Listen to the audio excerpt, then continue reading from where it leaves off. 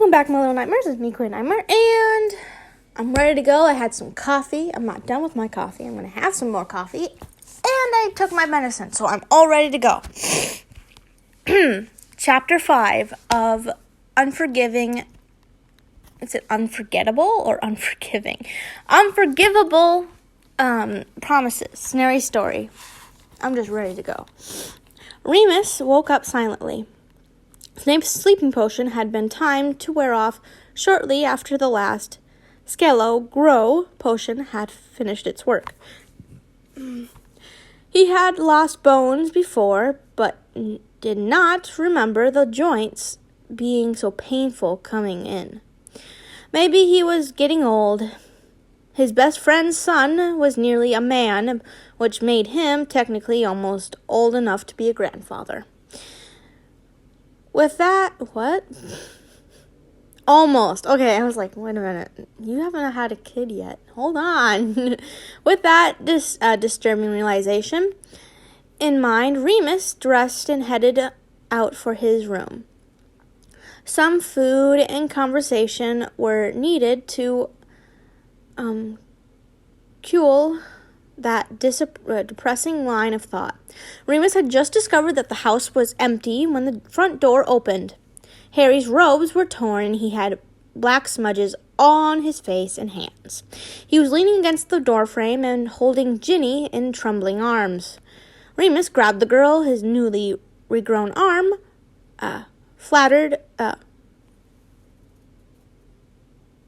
faltered under the weight, but he managed to set her in a chair. Harry, what?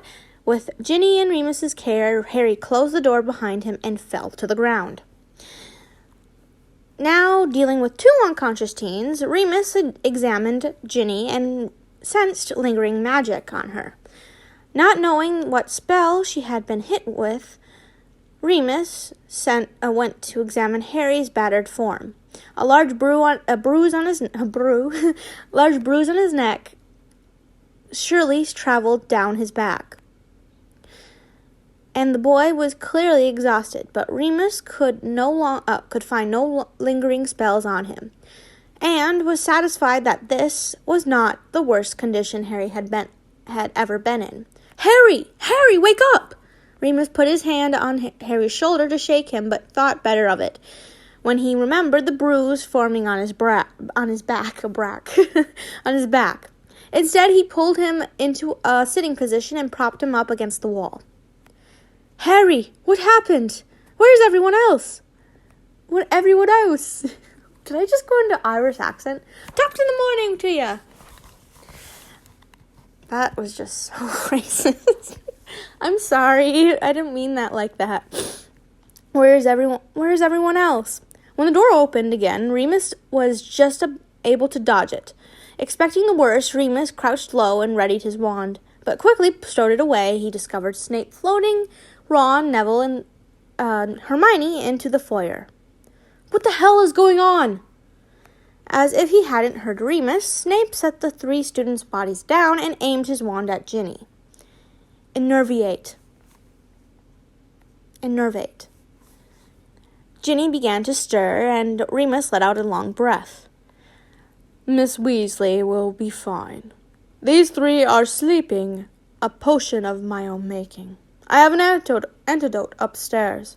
Snape moved further into the house and closed the door behind him, revealing Harry still propped up against the wall. Snape stared at the boy for life signs. He is breathing. Yes, he'll be okay, I think, Remus said. It looks like he was hit with a few curses, but he's just bruised. No magical effects on him. A healing potion should have him good as new. Then I will fetch one as well. Snape's typically hurried pace took him upstairs and out of Remus's sight before he could be questioned and about what had happened. Ginny finally sat up, blinking and holding her head. When she saw her brother, she let out a yelp and fell to her knees next to him. He's going to be fine, Ginny, Remus said. I don't know what happened, but they're sleeping. Professor Snape used a potion on them. He's going to he's getting the antidote now. Antidote now. Everything's okay. Ginny finally leaned back, and Remus put an arm around her. What happened? She opened her mouth to answer, but looked past him down the hallway where Snape was walking towards them, holding several small vials. Annoyed that he could not seem to get any answers, but still relieved that everyone seemed safe and suffering no permanent damage. Remus psychologically probably, but Remus let the question die. Ginny stood looking after her brother and friends first. Snape seemed calm, so the danger must have passed. That was the wrong assumption to make. Remus discovered that almost immediately the sound of Snape's potion shattering on the floor. Spook! That's what I would say. Oh man, no! Ginny wide-eyed jumped up. Remus rushed to check on Harry. Harry was... Potion shattering on the floor. Was nearly drowned out by the twin screams of Snape himself and Harry. Ginny wide-eyed jumped up, and Remus rushed to check on Harry. Harry was clutching his scar now, and his scream had subsided into a whimpering sob. Snape had fallen against the wall and had slid down, mirroring Harry's posture from the other side of the foyer. But instead of his head, Severus was holding his arm. Remus knew all too well what the potion master bore beneath his robe on that arm. With no idea what to do for either of them, Remus focused on Ginny, who seemed caught between staying with her brother, going to Harry's side, or seeing if her professor needed her aid. Ginny, can you find the labels of the bottles Snape dropped? Ginny looked down the hall and said, I think so. Good. Find out what the potions were. Then go up to Snape's room and try to find more. What about, her eyes fell on Harry, who was now moaning softly to himself. Not that type of moaning. It's more of a groan than a moan. You know what I mean? Not in pleasure, but pain. There we go. That could be taken wrong, too. Damn it. Nothing can be taken right anymore.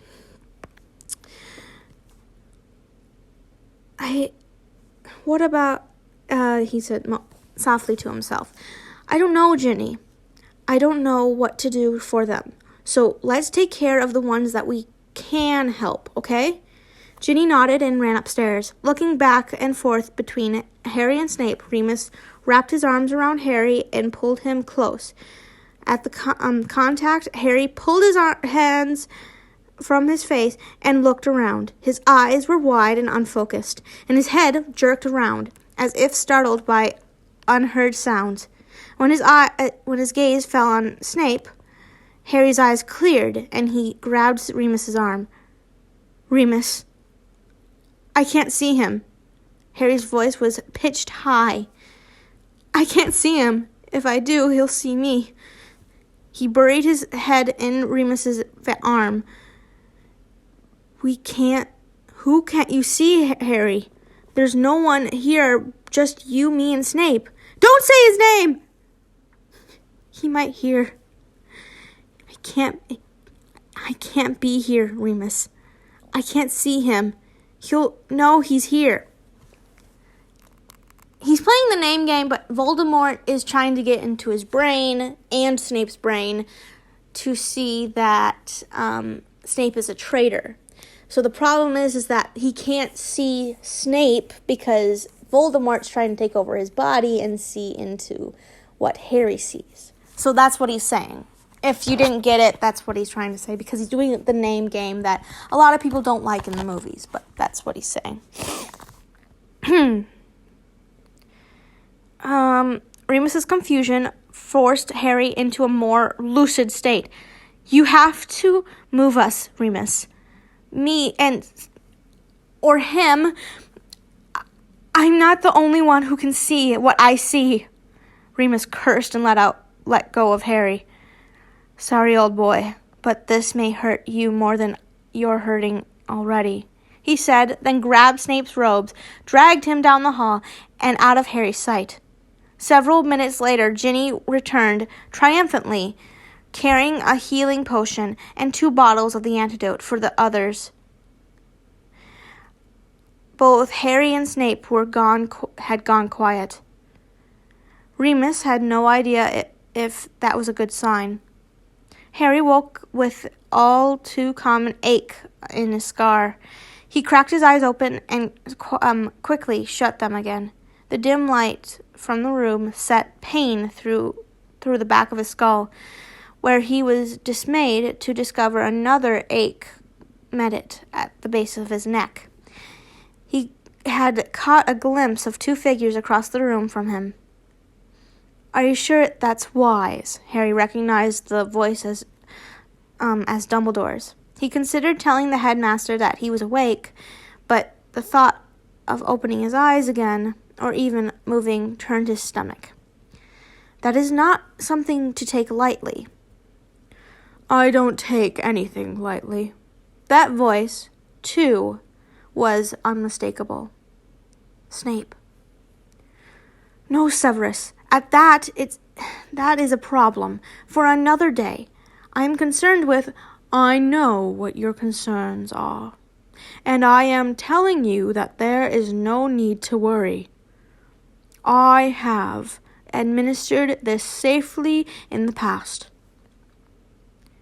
But is it really necessary? A grunt? Huh? Basically, a grunt. Let me review the situation. We have a mind attack under attack that is at best only partially occluded. That attack is coming from a physical mark binding him to the Dark Lord. And we have a potion that is, as you have pointed out, quite dangerous if not administered by anyone but the most skilled masters. If you can find someone better suited to see to Mr. Potter, then by all means, please send them in. Of course, you are right, Severus. But I do hate feeling useless, especially where young Harry is concerned. You cannot save everyone, Albus. That may be, but I intend to die trying. They lapsed in silence, and Harry wondered if they were still in the room. He was considering another try to open his eyes when he heard Snape near his bed. The potion is a last resort, and may not be necessary. I will only use it if I must. I trust your judgment, Severus. Dumbledore's voice was further away, and Harry thought he heard the creak of the door. You will tell me when he wakes. Snape must have nodded, as Harry heard no reply, just the sound of the door closing. Minutes passed, and the truth became clear. I can't sleep. Everything hurts too much. But Snape may have a potion for that, and better to deal with the headache than risk whatever the potion Snape and Dumbledore were talking about, using if he did not wake up. Thankfully, the light in the room was dimmer. A single candle shone from the table near the door. Harry found Snape sitting nearby, rolling a small bottle between his fingers. Welcome back, Mr. Potter. Snape put the bottle back into his robes and reached for the mug that he gave Harry. Harry drank the thick liquid, and his head and back immediately ached a great deal less. Thank you, Professor. Harry returned the mug and laid back into the pillow with a sigh. Was that the healing potion, sir? Snape nodded.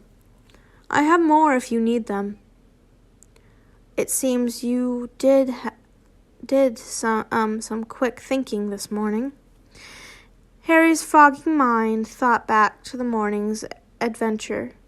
Well, it was a guess, sir, that he'd realize I was there and try to get into my mind again. And did he? Harry frowned. Yes. I tried to keep him out, but he was too strong, and it hurt so too much. There is no shame in failure, Harry. Huh? Hold on! He said Harry. He didn't say Mr. Potter. He didn't say Potter. He didn't give him a weird nickname. He said Harry. Ooh! Step closer. There is no shame in failure, Harry. Not when a wizard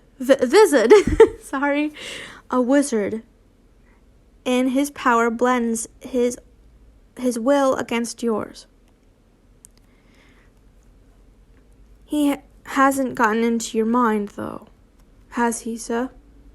Harry wasn't sure how he knew that, but he was pretty certain it was accurate. Everything still seemed so fuzzy. No, not yet, no. But I have not given him a reason to really try. I ask myself from his casual questioning, but should he ever turn his mind fully against mine, I will not survive. Snape turned to stare at Harry, who fought the urge to squirm under the gaze. It seems he still has no reason to try. If you were experiencing this amount of pain through your scar that I was from my mark, it is quite impressive that you had the presence of mind to warn Remus just in time, too, it seems. Are you sure, sir? It hurt so much. I kept fighting the occupied mind. My mind, I don't really know what he saw. Snape nodded. My pain stopped once the Dark Lord's attention turned to you. We were affected, I think, for different reasons. I don't understand. You don't always feel it when he's like that. No. What I felt, what all others bear the mark, no doubt felt, I felt because he desired it. He had just discovered of the failure to capture you and your friends. He wanted his displeasure known. Your inclusion in what was almost certainly unintentional and far more intense. Are Ron and Hermione okay? Harry struggled to sit up as he recalled more of what had happened. They are. Lay back down and rest. Snape was staring at him again.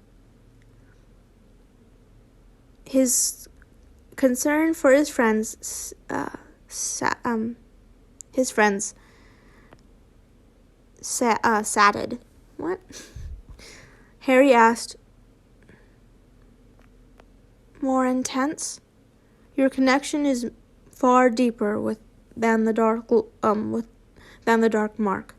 He would never allow anyone to have such a strong connection to his thoughts. That distance protects us from much of what you are forced to deal with. Also, it is rare for him to use the mark that way. Normally, he prefers his punishments to be in person and specific. Snape continued to study him. It had not occurred to me that being in your presence would put me in danger. Another pause. Well done. Harry's face grew warm. Thank you, sir. But really, it doesn't take much effort for me to think about Voldemort entering my mind. It isn't exactly rare for me. Snape stood and pulled another bottle from his robe. He turned the label so Harry could make out that it was another healing draught, and placed it on the table. He strode to the door and opened it, then, with his hand resting on the knob, turned and gave Harry a final look. Not rare at all. After a few hours of nightmare-filled sleep, Harry woke to find Ron, Hermione, Neville, and Ginny at his bedside. Harry gave a quick recount of what had happened after Ginny was hexed, and finished with his dash to the small cabin where he and Snape had left Ginny. I really got saved by dumb luck.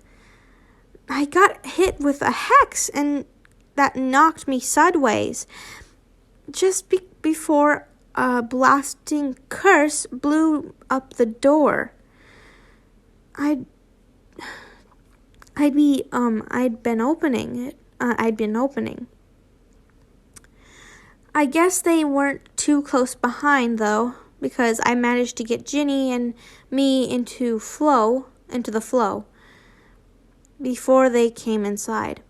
His friends congratulated him on his part in their rescue, and Ginny thanked him again for coming after her.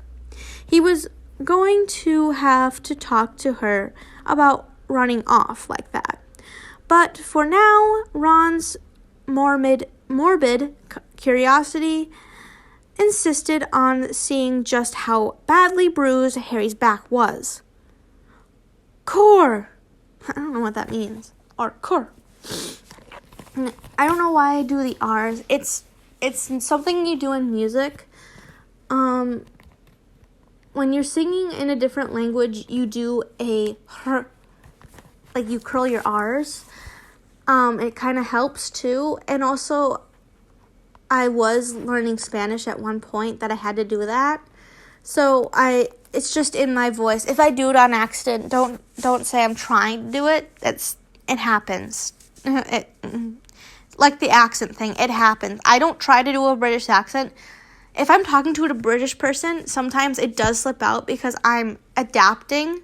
It's something that our bodies do. We adapt. For instance, you go into a country and you adapt that accent or the way of life. That's what happens to my body, but it does it immediately. And it sucks because they're thinking I'm mocking them, and I'm not.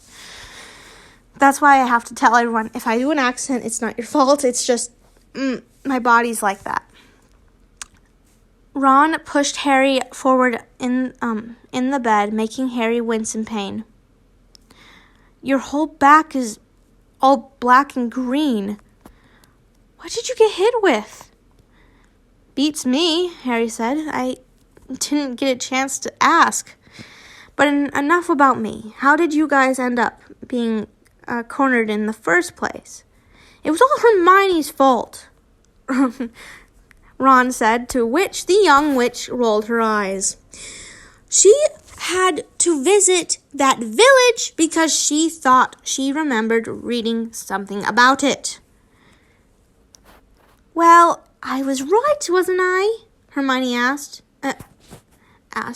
She turned to Harry.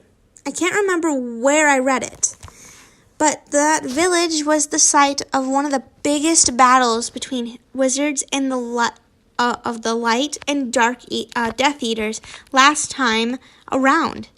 It's of great historical significance, and Neville's home wasn't too far away from it. So when his gran left us alone, we decided to go. Why'd she leave them alone? Sorry, didn't she know that that's dangerous? The gran's stupid too. I'm sorry, but the grandma should know when... I thought she was part of the order. Never mind. Damn it. You're supposed to keep them safe. You mean you decided to go? You dragged us with you? Ron got another eye roll. You mean you decided to go and you dragged us with you? As if I had to threaten you. You wanted to go as much as I did, probably just to get a chance to break some rules. Anyway, I bet Neville's glad we went, even if we did run into some Death Eaters. Aren't you, Neville? The other boy turned red and didn't reply. It was amazing, Harry. We were walking through the center of the village when that creep Avery came out of nowhere. I don't know if he was following us or what.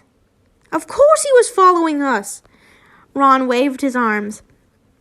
What else would he be doing there? See, accent came out wrong. You'll get used to it if you are a new subscriber because I've done it so many times through the thing, and I'm sorry. I keep on apologizing for it because I can't control it. No, you didn't. Wait, what? Hermione continued as if Ron had said nothing. Well, I decided Ron and called Neville's name. I grabbed Ron and called Neville's name since he was a little bit away. No, you didn't. I'd called Neville's name, didn't I, Neville? Neville just turned a deeper shade of red. Harry took pity on him and said, well, it doesn't matter, does it? Did Avery see you then? Yeah, he did. But luckily, a witch heard me, and she said and shot a glare at Ron, call Neville's name, and she pulled us into her cottage. Maybe Neville should tell the rest. Neville shook his head. Hermione shrugged, and Ron took over the story. She knew Neville and, well, the whole town did. Really. Turns out that big battle, well, it was Neville's parents against something like a dozen Death Eaters, see. The wizards, they aren't all that powerful. Most of them can barely light a candle with magic, and a lot of the town is muggle and squibs. Okay. So the Death Eaters thought it would be an easy fight. But then Neville's mom and dad showed up and saved the whole town. Neville was studying the brass candlestick next to Harry's bed. But we didn't find that out till later. When we told her that Avery was after us, she called in all the wizards in town. They knew they couldn't win against one Death Eater, and once he realized that they were guarding us, he called for reinforcements. But they didn't care. They said no Longbottom was going to get hurt while they were alive. Didn't they, Neville? Neville smiled and nodded. I never knew any of that. Gran always said my parents were heroes, but she never told me what they did. I guess I never really believed that they did anything that important. I bet they did more than that, Harry said. Neville gave up staring at the candlestick and looked up at Harry with a start. This is probably going to come out wrong, and if it does, I'm sorry, but you know that I sometimes see what Voldemort's doing, and I can feel what he feels too, right? So I have a pretty good idea of what he does to people he's mad at. What he had done to your parents, that wasn't for saving just one village. Neville's eyes watered in the mention of his parents' torture. I'm sorry, Neville, I didn't say that to make you upset. It's just that, well, he only tried to kill my parents. That's what he usually did to wizards who fought against him. I bet there are hundreds of villages out there that your parents saved, and that's why he hated them so much. I know that all came out wrong. Neville smiled again. No, it didn't. I know what you mean. Thank you, Harry. The boy laughed suddenly. I just thought of something my gran said once. I used to keep bees, and I was crying because one stung me when I was trying to get to the honey. She asked if I at least had one of the honeycombs, and I told her that the bee stung me before I could get one. She called me a fool and said, "If you are going to get stung, you might as well get the honey too." I guess you had to end up that way. It's better that they really drove him mad first. Harry laughed too. He understood that what Neville meant. If you get hurt, might as well go for your goal and protect who you are protecting, even though you're hurt. Yep, I get it. Harry laughed too. He understood what Neville meant. He had come to the realization too.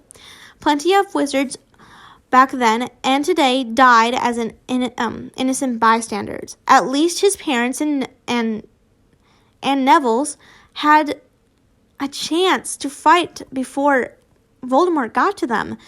As hard as it was not having them around, he knew they had made a decision to help, and that was some comfort. That was comforting sometimes. Later, when Harry braved a backache to join everyone for dinner, he caught Snape as the potion master was about to leave for a gathering of Death Eaters. "Sir, if it's not too much trouble, perhaps I can have another potion for the pain before you go." Snape's lips curled. "I am not your servant, Potter, and unlike the rest of the world, I am not a member of your fan club. If you can't handle a little discomfort, then come find me when I'm in my room when I return. I have more important things to attend to." Harry stared in silence at the professor. When the teen returned to Harry's room, he considered Snape's words. What got into him?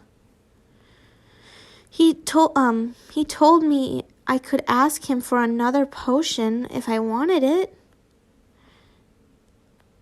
Sure, that wasn't a pain hallucination, Harry. Ron asked, then quieted at Harry's frown. Seriously, Harry, that doesn't sound like Snape, does it? He did. He told you that when we were talking before. He was impressed with how I handled what happened with Voldemort, and then he said I could ask him if I needed any more of the potion he gave me. I don't know why you think that's odd. What exactly happened, Harry? What did he say? Hermione asked. He talked about his mark is different from my scar. I guess he doesn't really see as much as I do with it, since Voldemort can control it. He was just being normal. I don't know why he was so nasty after dinner. We all looked at Harry and Hermione and stood. They all looked at Harry and Hermione. Harry and Hermione stood. Okay, thank you. I was like, wait. And stood up. Harry, did you ever get your memories back from the pensive? It's in the library. Without waiting for an answer, she ran from the room. She returned with the silver artifact moments later. I guess this one's yours. There were two, but the other was empty. Snape must have gotten his back after he was nice to you. That sounds more like it, Ron said, turned back into a greasy git once he had his mind back.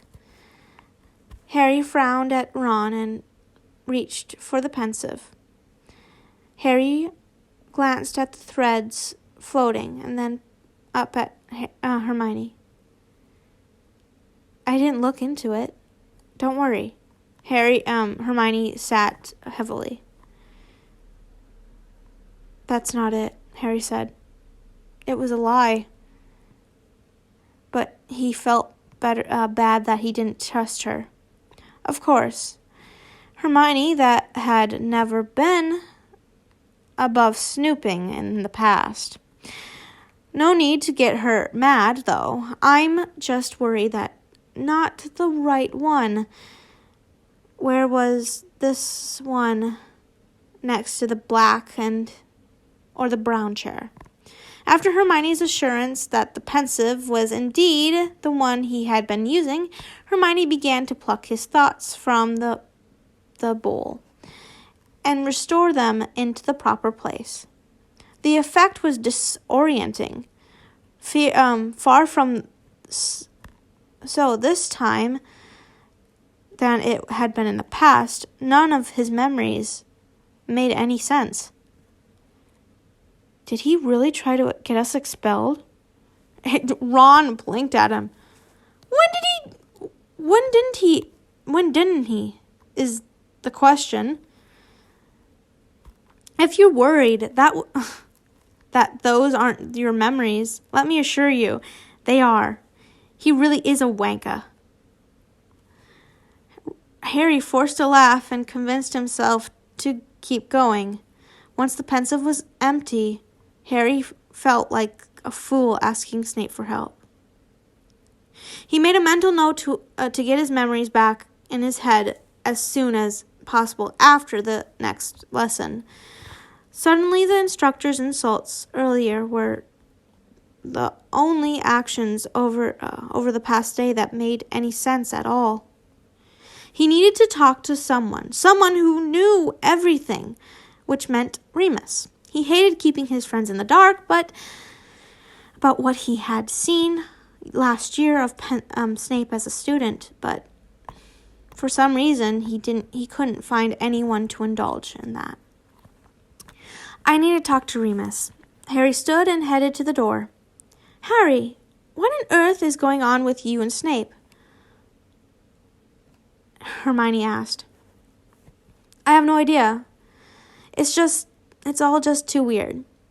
Listen, I really need to talk to Remus. Ginny knows what's going on.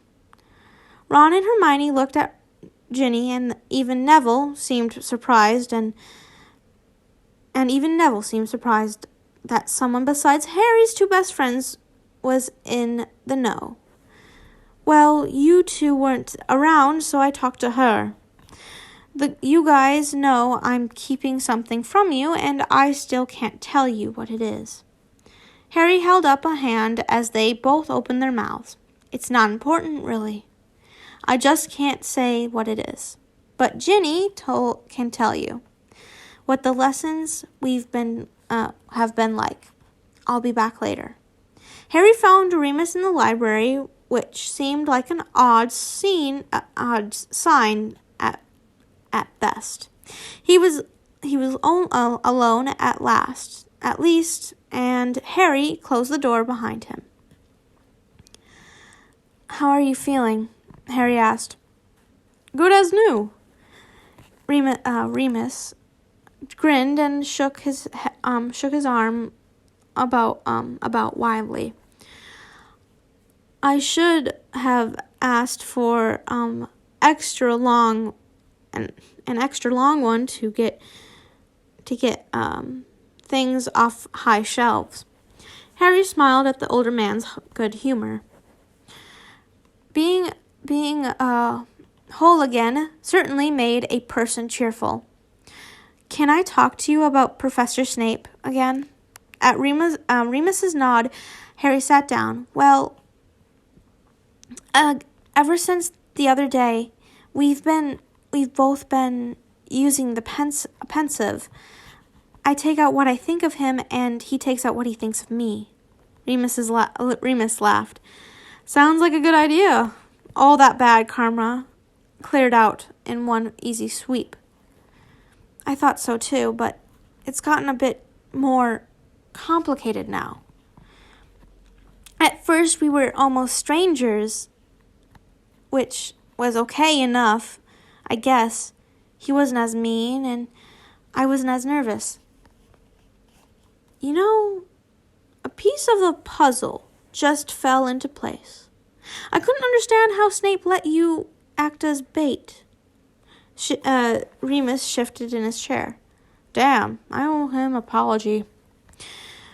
I accused him of not caring if you were caught as long as he wasn't. That wasn't it, Harry protested. I realize that now, Harry. I said I needed to apologize. He didn't have all his memories of you, did he? Harry shook his head. Well, that is interesting, isn't it? I don't know what to think about it, really. Harry sat back down. When I'm in the library with him, I only remember how he's been the past days in the library. But when I put my memories back, it's like he suddenly becomes another person in my head. I suppose he acts differently during the lesson. Yeah, and when we were planning how to handle the Death Eaters this morning, too, when I told him I'd distract them for him, he just asked if I was sure if I could get away. I said yes, and he said okay, but things got really weird when I woke up before. Remus leaned forward. It sounded silly. It sounds silly to say it now, but, well, he was almost trying to taking care of me, kind of. We talked and about my scar and his mark, and Harry shrugged and let out a long sigh. That doesn't sound like anything extraordinary, does it? Like two people we'd just been through a rough time together talking. Remus smirked, belied his casual tone. Yeah, two old friends. You know what I think, Harry? I think that if you weren't the boy who lived, then that kind of conversation would have been a lot more normal. And that jab he got in as he was leaving before would have been the oddity. Harry left with that thought in mind, but it seemed a little bit off. Maybe, Harry thought, if the boy who lived had a different last name. What do you mean, different last name? You mean if your mother married Severus instead? I don't get this. Or that he took Lily's last name. I don't remember Lily's last name, though, before she married Potter. James Potter, I mean. Wonder what her last name was. I can't think of it right now. But I could probably find it. Chapter 6. If you know it, just comment down below. The morning after Harry's rescue attempt, the students have now 5, with the recent addition of Neville gathered around the kitchen table for breakfast. Harry eyed the urn of coffee that Mrs. Weasley refused to serve him, while other 4 went on excitedly about the previous day's adventure. He had not slept well at all. Voldemort was angrier than usual, and while Harry's growing prophecy? Is it prophecy? Is that what they're trying to say? I think that's what prophecy. I don't know what that is. If you know that word, please let me know. As in occupants protected him from getting caught up in that anger that spillover had caused him a full night of nightmares and fitful sleep. Across the table, Ron was boasting in Neville's place to Remus, explaining how the little town had jumped to Longbottom's defense. I'm sorry, Neville, Remus said. I had no idea that your grandmother didn't tell you about what your parents had done. We'll fix that, though. I promise your parents left a legacy that you should be proud of. Just about every member of the order owes your life to your parents, in one way or another. And I'm ashamed that you have to learn that now, after so many years. Neville kept his head down and focused on his eggs. Thank you, sir. I'd like that very much, to know about my parents. Remus was fully healed now, so stories would have to wait until he returned from whatever business he was being sent on this time. Harry smiled to himself, happy for Neville. He had spent 11 years not knowing how or why his parents had died. 11? Are they still 12? No, this story is really disgusting. No. Or please tell me that they're 13, because that's the legal age in the UK and other places in the world. Please tell me that's legal. I looked it up a little while ago. I had to make sure because another story of him getting his inheritance, which I hope he gets in this story.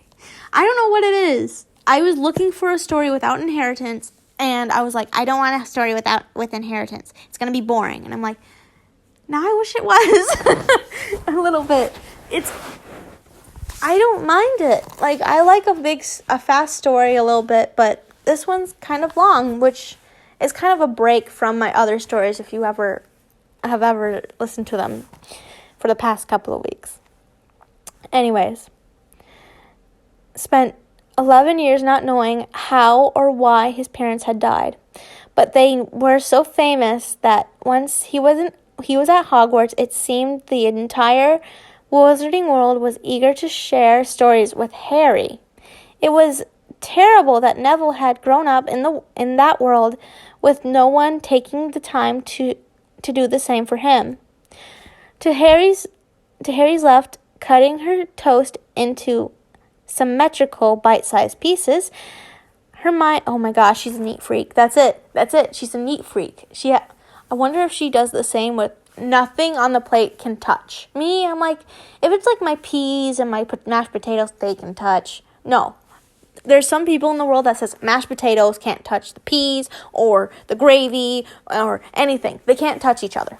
There's people out there that are like that, and I'm not like that. But there are. That's what she reminded me of. I don't mean it in a mean way. Neat freaks are cool.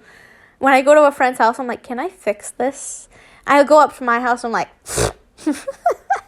this can be there, underwear can be on the ceiling. I'm like, no, that's a joke. That's a joke. That's gross.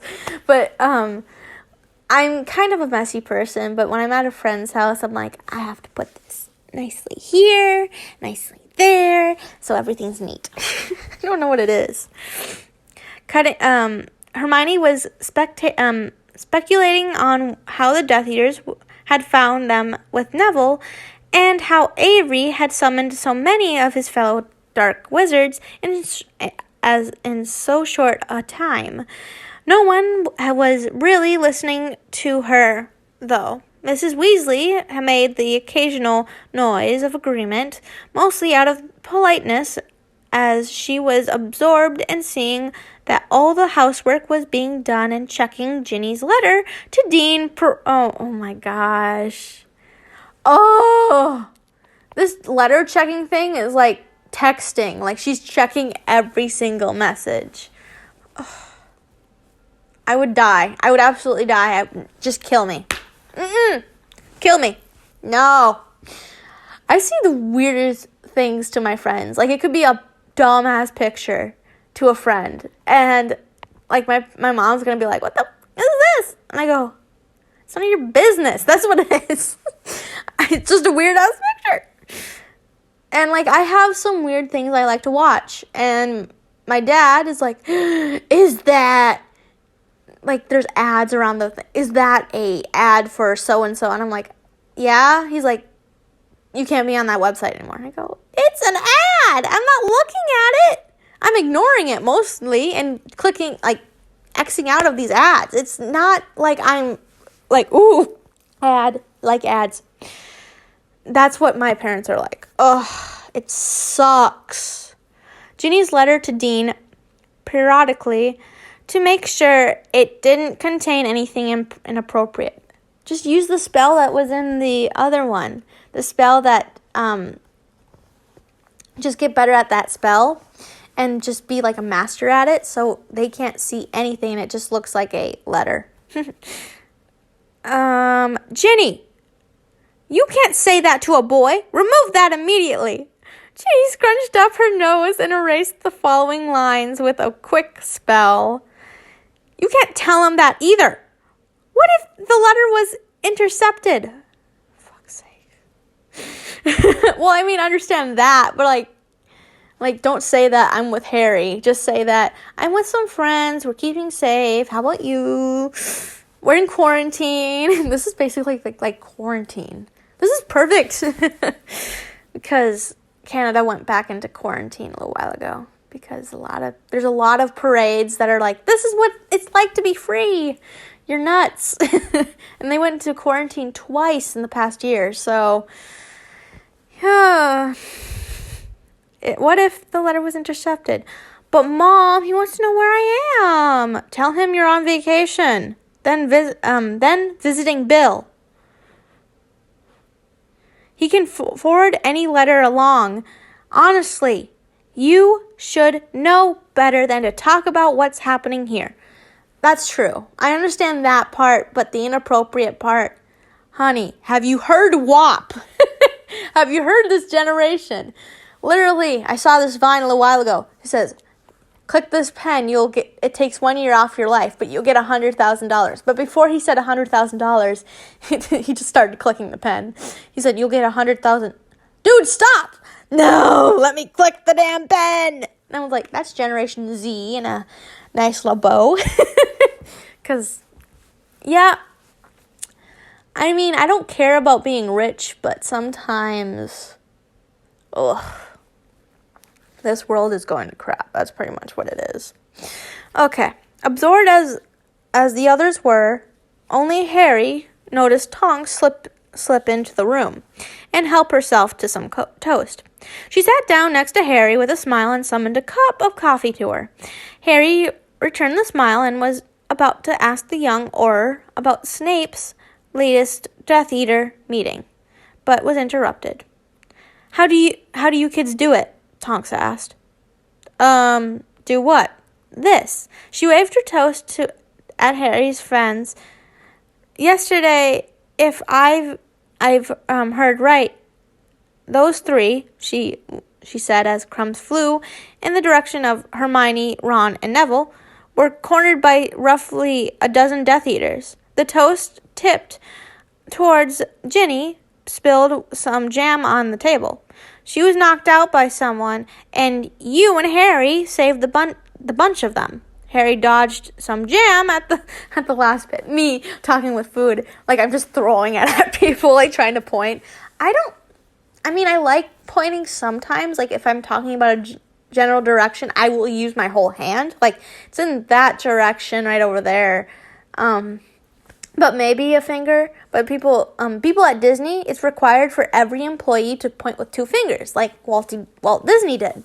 So that's the employee, one of the employee rules. That means all the actors for princesses, princes, mascots, everyone, even I think the shop owners too. The toast tipped toward, blah, blah, blah, blah, blah. And Harry dodged some jam at the last part. Following that, you were pulled into the mind of the most twisted being on the planet. And here you are chatting about it like it was Quidditch match. She shook her head. How do you guys manage to be normal about all that? Harry looked around at his friends. How screwed up does your life need to be that an Auror of all people ask you how you handle it. That's true. Normal's whatever you're used to, I guess. Merlin, Harry. She stared at his scar and he turned his head. He hated when people did that. And one of the things he liked so much about Tonks was that she never done it before. What kind of life did he leave you? There are only seven Death Eaters at that cabin. What? You said a dozen. There are only 11? 7? 8, including the one that Snape. So much for trying to make light of Tonks' question. I wonder what series that person's talking about. I just got a comment from someone that says, "I'm obsessed with this series," and I'm like, "Which series are you talking about?" Probably the Love Potion one. A lot of people loved the Love Potion one. I have to agree. I really liked that one too, but I'm kind of enjoying the newer one, the Ferret. If you haven't check that out, because I lose my crap. Oh my gosh, I wanted to strangle someone during the ferret scene. Whoo! Oh my gosh. Oh. Sorry, I'm mad. There were only 7, 8, including Snape. So much for trying to make light of Tonks' question. He had no choice, Harry. Tonks looked carefully at Harry. Look, Harry, I'm not exactly a big fan of these either. He probably all second-guessed his actions way more than we need to. But he had no choice. She saw him. If she lived, she'd tell. He couldn't risk a spell powerful enough to erase her memory completely. There's no way the other Death Eaters wouldn't have sensed it. And you know who would have blasted right through a memory-blocking charm in no time. And killing her with a knife means no magical signature to trace back. He had no choice. I know that. He did. That made it worse. The conversation was cut short when an owl suddenly appeared in the kitchen. How in the world did that get in here? Mrs. Weasley asked. Stand back, everyone. Tonks, always on guard, drew her wand and coaxed the animal to land on the counter. Anyone expecting mail? The young Auror looked ready to blast the owl, if so much as a hoot, without permission. I don't think you need to worry about it. I do, maybe, Neville said. He was staring at the owl in a bit of a panic. Hermione giggled and Ron and Harry let out a nauseous laugh. Nauseous? They recognized the owl, and the fierce red letter it held was unmistakable. It's a howler from Mrs. Longbottom. Jenny decided to give her mom and Tonks a break. How everyone at Hogwarts knows that owl. We all have to cover our ears when it shows up during lunch. Oh dear, Mrs. Weasley. She patted Neville's arm with a wince.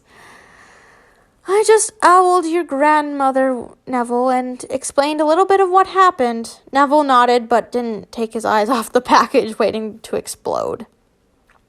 Gathering his nerve, the boy reached over and retrieved the letter. It shook in his hand and gave him a paper cut and flew straight to Mrs. Weasley. It's for you. Uh-oh.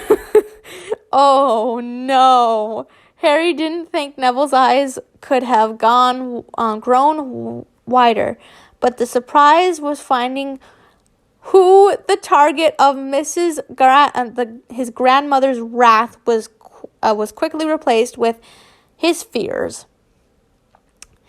Well, Mrs. Weasley clutched the letter in two hands. I should probably open this elsewhere. I'm pretty sure it's going to be swearing and talking about killing her because her own grandson was in danger because of Mrs. Weasley's thing with planning. The students burst into laughter as Ron's mother nearly ran from the room.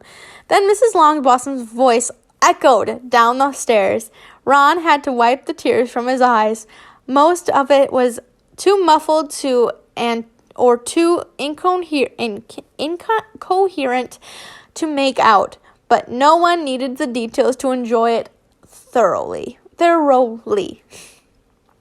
A few minutes later, Mrs. Weasley returned to the kitchen. Her hair had fallen out of its bun, and her robes were wrinkled and twisted about her.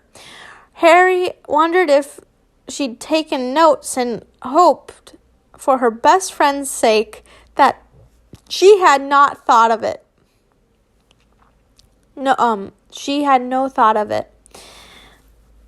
And if he knew his best friend as well as he did, Harry was sure Ron was at the moment trying to control himself. By the expression on his face, Harry could see that Ron's better sense was losing it. Luckily, Ron had never had a chance to say whatever it was that was trying to get out. Snape swept into the kitchen with his usual stride. Molly,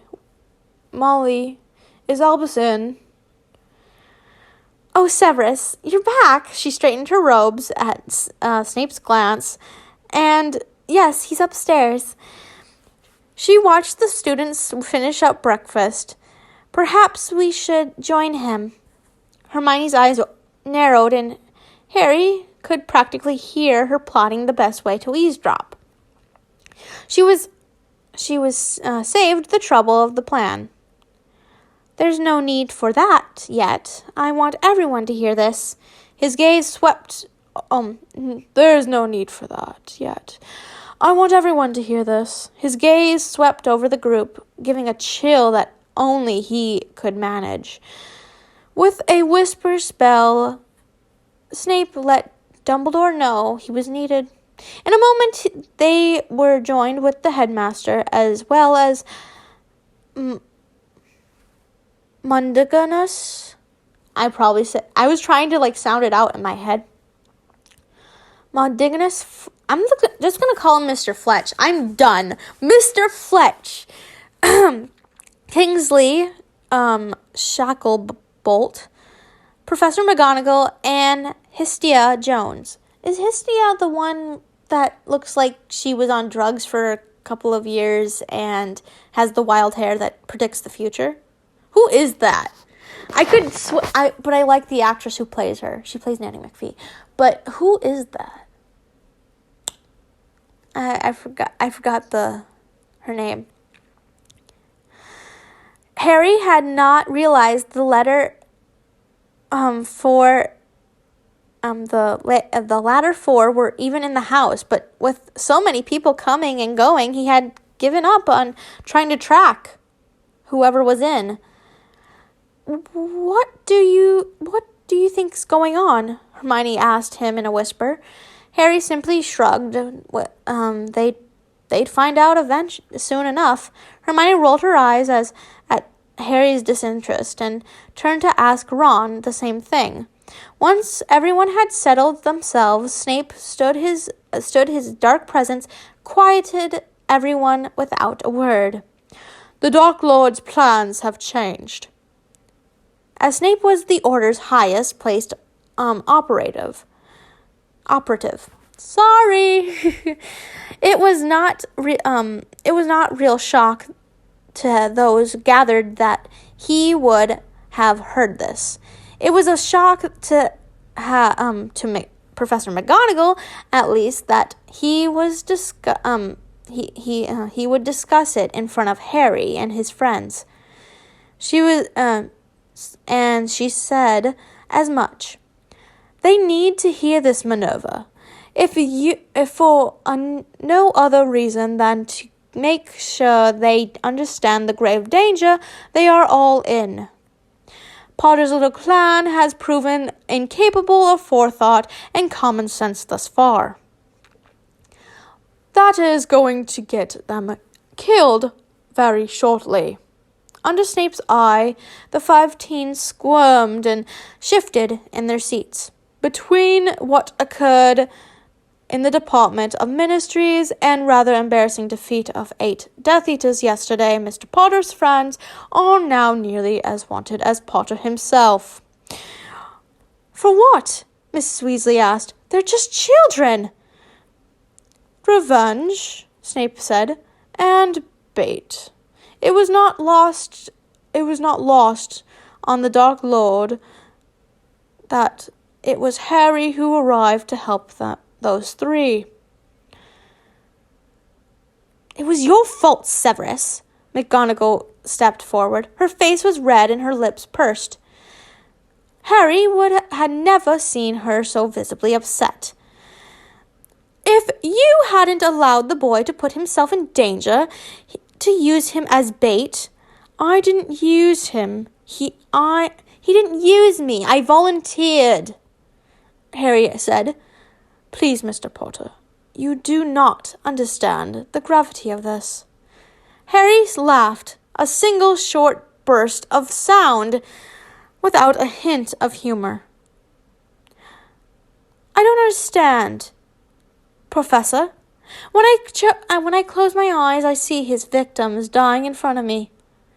I've felt how he enjoys their pain. I've felt his pleasure at people's suffering and the anger and hatred that's so strong. It consumes everything else. Can anyone else here say they understand Voldemort as well as I do? Some of you have fought him and as his followers your whole lives. But do any one of you know what his greatest disappointment is? Harry's eyes held no emotion as he looked around the room. It's not me, actually. He probably hates me more than anyone else, except maybe my mother. But that's different. His greatest disappointment is the weakness of the human body. Not his. He has all the dark arts to protect himself. It's the weakness of his victims he really regrets. They all die too soon. Harry sat up straight in his chair and thought he could see a look of mourning in Snape's eyes. He went on. Professor Snape didn't force me to do what I did. I knew that anyone else might be able to distract a few of the wizards, but not all of them. But there was no other choice. No one else knew where we were. There was no help coming. And even Professor Snape couldn't handle all of them at once. Someone would have recognized him and escaped. Had he be dead, and maybe Ron, Hermione, and Neville too, Voldemort wouldn't want anything to do with any of them if they hadn't risked their lives for me. No one here can tell me I can't help my friends. Hermione hugged Harry. That's very sweet, Harry, but she swallowed hard. Neville took up the thread of her sentence. You're more important than us, Harry. As long as you're alive, everyone thinks there's a chance. If he kills us, it's just a few more dead kids. If he kills you, then he's finally managed to kill the boy who lived. And what hope does anyone have then?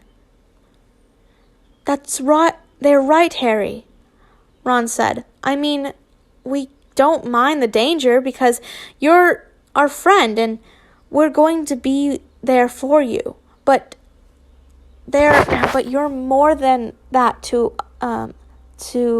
so many people. Gryffindors, Snape said, are so predictable. Haven't you heard a word Potter said.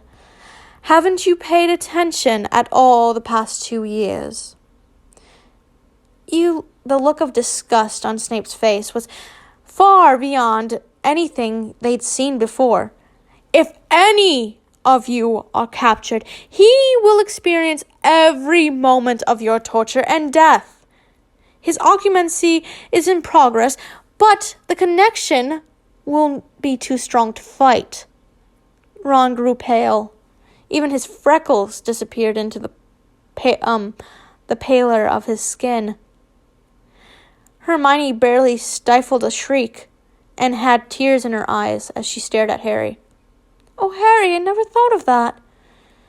Oh, I'm so sorry, Hermione said and hugged the boy. Again, Ron refused to even look at Harry. Mr. Neville must stay here for the time being, Snape said. And all of you must stop running off. No one responded. Harry suspected that none of his friends had considered that their capture would do to him. Snape had, though, which did not quite surprise him. A week ago, he would have been sure that Snape's dramatic speech would have been done just in the pleasure of scaring the Gryffindors, perhaps even as a selfish attempt to keep Harry safe until Voldemort was dead. But now Harry was not so sure. Could Snape be trying to spare him more pain? Well then, now that's settled, McGonagall said. She straightened her robes and looked to Snape. She dropped her previous argument. Harry noted. Was that all, or do you want to terrify everyone a little bit more? Snape let the comment go, but without a remark. That is not quite all. Oh, I don't know where that came from. Just a weird sound that came from my mouth. It has been made clear that Potter's capture is paramount. He was focusing all his energy and the energy of all his followers on that alone. That is unfortunate, Dumbledore said. Harry had been wondering when the headmaster would speak up. And when the school starts next term, the old wizard looked at Snape.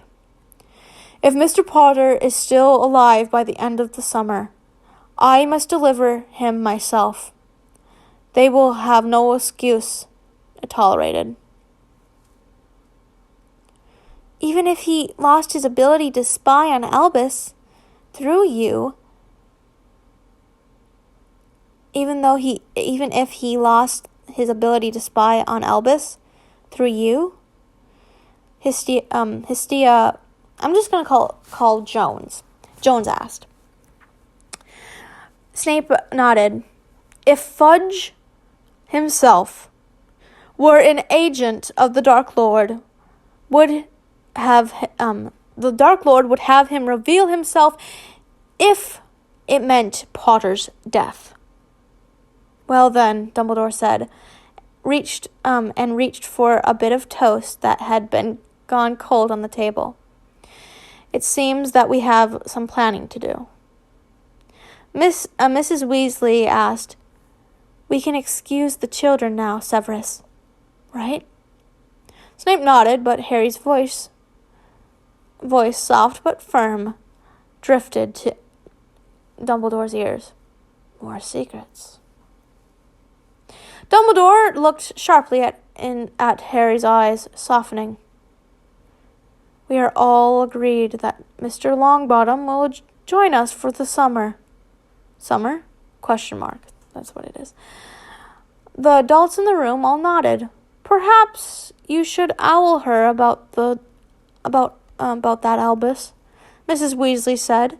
Ron sniggered, but managed to keep himself under control with the help of Hermione elbowing him in the ribs. That's fine, Molly. Dumbledore had that twinkle in his eyes again, and Harry knew the headmaster had heard the howler. In that case, I see no harm in allowing the students to hear what we are planning. This does not mean they are or will be allowed to attend all our meetings, but this does affect you. I will make an exception. Above the objections, he said, they can divulge nothing if they do not leave, and I hope that they now understand the importance of keeping themselves safe. For Harry's sake, if not their own. Ron answered, yes, sir. We'll stay here if we have to. We won't try to leave this house, I promise. Dumbledore nodded, and the conversation turned to Snape's dilemma. For 2 hours, Harry and his friends listened quietly as the members of the Order discussed options for protecting Snape's position as double agent. When it was noted by Shacklebolt that it was likely Snape would have to go further into Voldemort's service. Hermione whispered to Harry, why doesn't he stay at Hogwarts? Better to lose a spy than have him get killed, right? He'll die if Voldemort finds out he's a spy. He can kill Snape through the mark.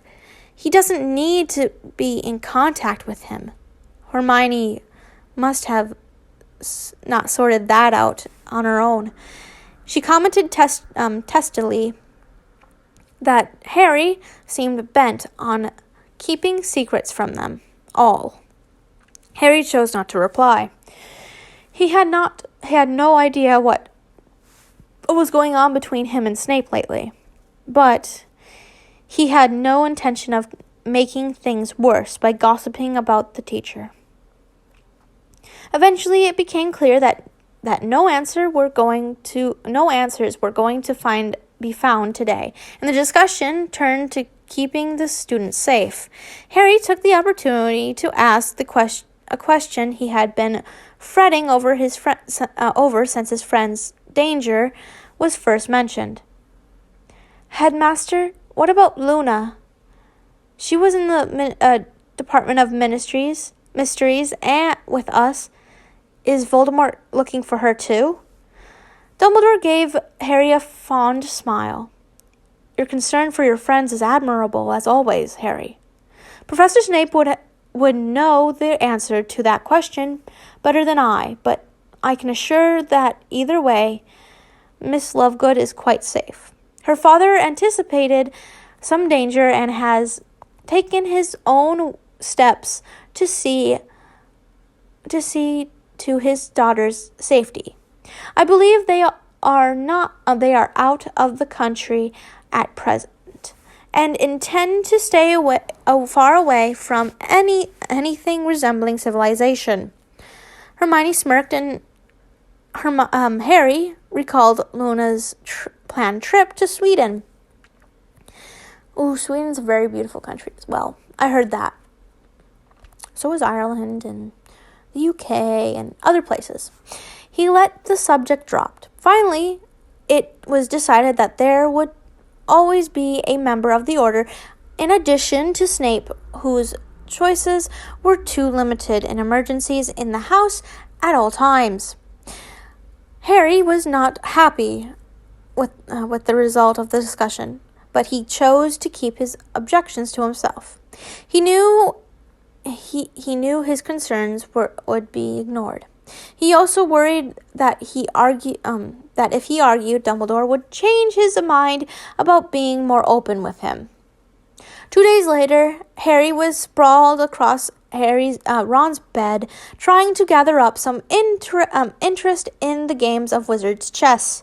Ron was playing against Neville, and Neville, it turned out, wasn't not half bad at the game. While he lost to Ron more often than not, he was he was a better challenge than Harry had ever proven to be. Harry started watching with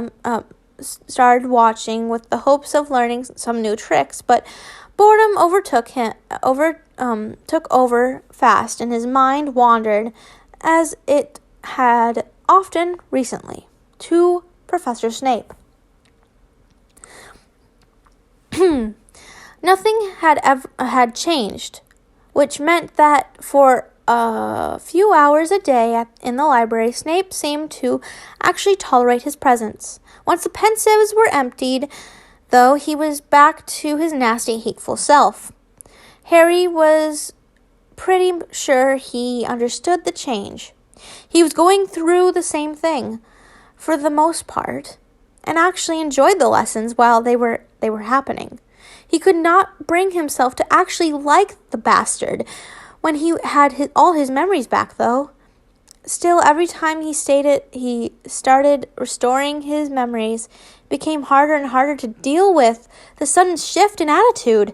Every day he had to reconcile the patient, sometimes funny instructor from the library, with the horrible wreck of a human being he knew the other 22 hours a day. When Hermione and Ginny came into the room, heads together and giggling about something, Harry decided to discuss his problem with his friends. Hermione had forgiven him about his harsh words days past. He suspected that a lot of that forgiveness had come from her guilt for not realizing on her own that Harry would certainly feel her death should be caught by Voldemort. Saving and getting her and the others access, though limited to the Order's meetings, certainly helped as well. At the very least, being a bit more in the loop meant fewer occasions to argue about spying. Harry opened his mouth and then realized he had no idea how to go about getting advice for this. What exactly did he want advice about? It would be easier if he could just hate Snape as much as during the lessons as he did the rest of the time, but he knew the potions master would pick up on it if Harry left in some memories. Did he want Snape to like him? Bloody unlikely, that, but, well, perhaps that was what he needed advice on. First decide what result he was going for, then worry about how to go about it. Something wrong, Harry? Wrong, Harry? Wrong, Harry? Hermione asked. Leave it to her to sense he needed her advice. She lived for this. Not wrong, exactly. I'm thinking about Snape. Hermione nodded. Actually, I've been thinking about that too, Harry. You know what I think? I bet you'll tell us, Ron said. He gave Harry a grin. Hermione turned her nose up at the boy and kept talking. I think he's jealous that you got away from Voldemort and he didn't. That's why he hates you so much. And when he takes out the memory of who you are, he stops hating you. Or he hates you only as much as the rest of us, Ginny said. Harry shook his head. Not exactly. He called me the boy who lived the other day, and he knew the Death Eaters would be after me more than anyone else when we were planning how to get you out too. You're sort of right, though. There's a pretty specific reason why he treats me the way he does. When he forgets that, he starts acting human. What is the reason? Hermione asked. You know I can't tell you, Hermione. Please don't ask me. Hermione rolled her eyes and sighed. Well, if you won't tell us, we can't help you, can we? It doesn't matter. Matter. I keep telling you that. There's a thing, the details aren't important. Well, how can I be sure of that if you won't tell me?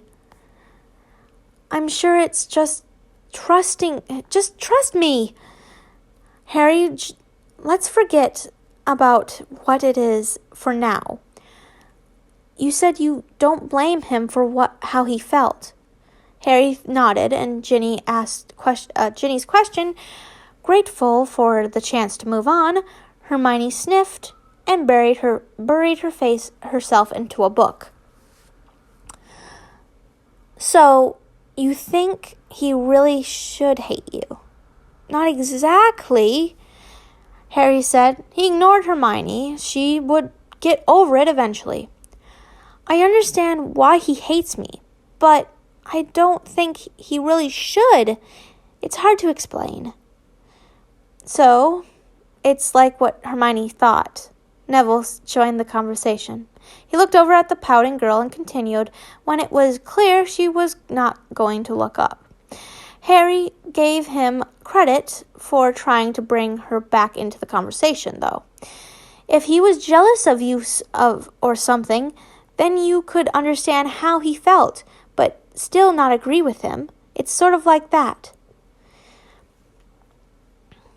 Then we just need to show Snape that he's being a moron. Ron directed one of his pieces to crush Neville's king and sat down in his chair. Without knowing what it is, though, we really can't help much. I know. I'm just saying. Ron looked apologetic, so Harry let the comment slide. But somehow you need to get him to see that you're just you, not whatever he thinks you are. I think what Harry's feeling is kind of like he's kind of turning his supposed hate for him, turning into loving concern, which is kind of pushing the line of family love to romantic love. You know what I mean? It's kind of like that. Okay, that makes sense, but how? No one answered, and Harry knew they were all thinking the same thing. If Harry was going to keep his secret, there was not much they could offer. Well, I know one thing he thinks about you. Harry, that isn't really true, Ginny said, and I think I even know how to fix it. Harry continued, glint in Ginny's eyes. Even Hermione looked up after the mischievous tone, and they all leaned in to hear what Ginny had cooked up. Another morning arrived with another occlumency lesson. Snape and Harry sat across from each other. In a ritual Harry had become used to. His instructor glared at him as they filled their respective pensives. Harry could always predict that when Snape was finished, as his bones were no longer chilled by the man's stare. Today, Harry intended to leave a single memory behind. A little note to himself. Really. It was a gamble that depended on how much of Harry himself Snape was removing. If Snape was only taking out memories of James, then he would certainly see through this. But at worst, it would simply earn another insult. And Harry knew he could handle that easily enough. He had practice. Once he was ready to begin the lessons, he no longer knew why he had left instructions for himself. Well, I do remember that. That's important. So I'll do it. Today they would again be practicing occlumency against involuntary questioning. Harry still had not picked up the knack of hiding that he was hiding something. Snape always seemed to know when Harry was holding back, even if he could not discover what it was. However, a skilled interrogator could learn volumes simply by discovering what type of information was being withheld and what information Harry simply didn't know. Because of that, Snape was allowing Harry to come up with topics for interrogation. Snape would then attempt to discover if that line of questioning was a dead end or if Harry was keeping something from him. Harry was getting better at it, and Snape had taken almost 20 minutes to question Harry. Last time, before deciding correctly that Harry did indeed know that Dumbledore purchased his lemon drops from a Muggle store just outside of London. "Well, Potter," Snape said, settling back into his armchair.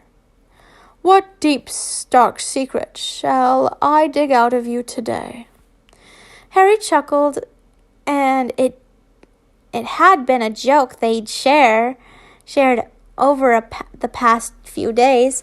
Both Harry and Snape had made a game of trying to come up with the most insane topics for their exercise. "Well, I think I did pretty well yesterday." Harry looked up to see Snape nodding. So I thought I would go for something more complicated this time. Let's hope this makes sense. What do I think of the boy who lived? Snape raised an eyebrow at the question. Responses are much more difficult to hide than simple facts. But you have shown impressive skill over the past few days. Let's see how well you fare. With that, Snape began a series of questions. Well, all the while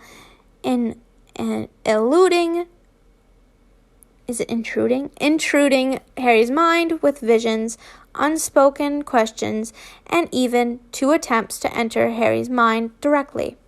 Harry could not help but smile with pride when he fought off the attacks while still maintaining a same reserved demeanor as he answered Snape's questions.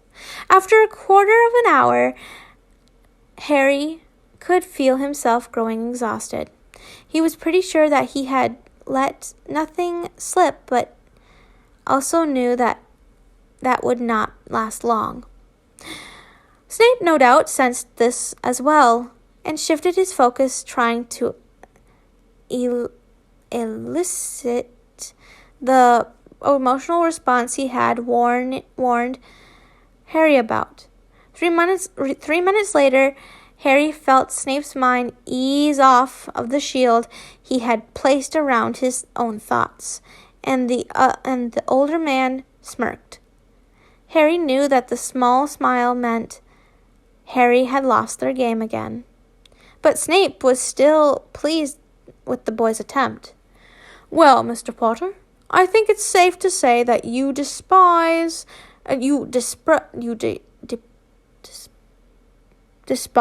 the attention you get as the boy who lived. You had your way. If you had your way, no one but your teachers and your friends would even know you existed." Harry sunk into his chair and took off his glasses to rub his eyes. "That was impressive, Potter, especially given that you have not been sleeping well. Should I bother asking how you know that?" Harry grinned at his professor. Such revelations were hardly unexpected during what nearly amounted to his mind-reading lessons. Snape shrugged and, after a moment, asked, "Nightmares still?" Harry nodded. "I don't think he's really calmed down since the other day. He's angry all the time." Harry rubbed his temples. We're done for today. Retrieve your memories and take the morning off." "It's only been half an hour, sir. I can keep going." "You did well. There's no shame in stopping early." Snape picked up Harry's pensive and leaned over to force it into the boy's head. "Get some rest, Harry." Harry realized arguing was pointless as his teacher picked up the other pensive. Harry grabbed his wand and began emptying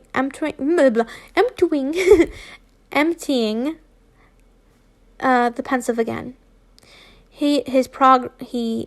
As he progressed, he kept his head down. Again, conscious of the plan he had hatched the night before. He finished before Snape and stood to leave, hoping to get out of there before the potions master had time to catch up and realize what had gone on.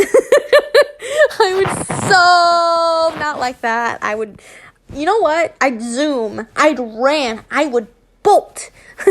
I would fucking run. Harry, had gone on. Harry was a step from the door when Snape's voice halted him. "Potter?" Oh, shit. That's what I'd just be like, "Yes." Just sweat pouring out. Buckets. Snape's face was completely devoid of any expression. He could have been carved from granite for all the life he showed. Knowing what was coming, Harry took a risk and completely dropped all the shields and wards he had learned to keep around his mind and thoughts. He was exposed completely to Snape's legitimacy.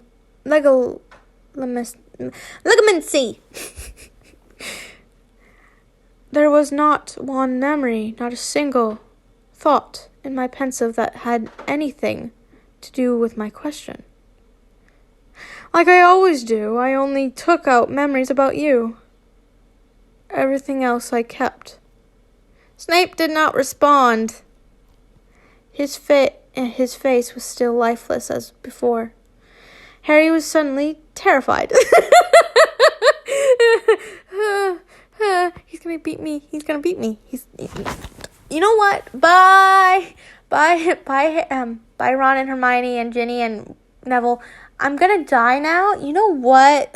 Just bury me with my cloak and just whatever my keepsakes are, and peace out. Bye. Snape did not. He thought he had seen every bad mood Snape could have, but this was beyond anything he had experienced. Head bowed, Harry had to open the door with two hands. He couldn't seem to maneuver the handle with just one. He was trembling too much.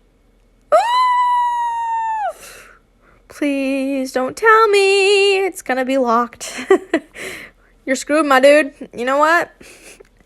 Peace out. Good luck. I mean, you're gonna die when you're gonna die. So, I mean, good luck. I just can't, see. Okay, then, we're gonna stop here. Oh, my goodness. It's been an hour and 30 minutes. Well, guys, I have class in 15 minutes. And I just cracked my ankle bone. Ah, man, it won't do it again. If you heard that pop, that was my ankle bone. And, thank you guys for watching. Be happy. Wait, what was I going to say? Okay, guys, if you are in Canada, my friends in Canada, I just saw the analytics. I do have some people in Canada. Stay at home! You have been in quarantine twice if you are in the Toronto area. You've been in quarantine twice this year. It's only the 5th month. Wait. January, February, March, April, May. Yeah, we've only been in, 4 months. Twice. People, stay home. If you're in Canada, stop going around without a mask because you keep on going into mandatory lockdown for COVID.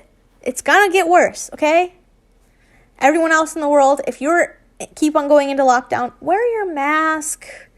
I know you probably don't like masks. I hate masks. Sometimes if they say that you don't have to wear a mask, I won't wear a mask because I think I've had it in 2019.